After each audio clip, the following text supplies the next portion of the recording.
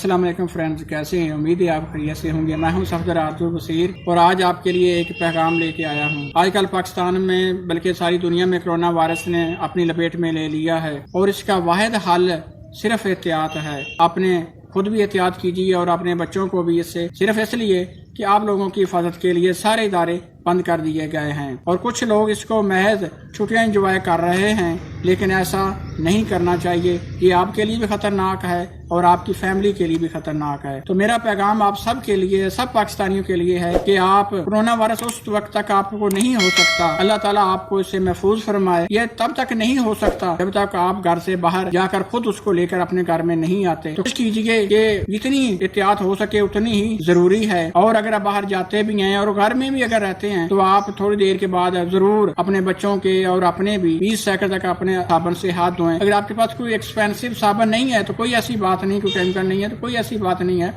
Simple جو سادہ صابن ہے وہ زیادہ مؤثر ہے اس کے لیے۔ اس سے آپ اچھی طرح اپنے ہاتھ دھوئیں، منہ دھوئیں اور کوشش کریں کہ اپنے منہ اور آنکھوں کو زیادہ تر ٹچ نہ کریں، کیونکہ احتیاط علاج سے بہتر ہے، یہ تو ہم پہلے ہی جانتے ہیں۔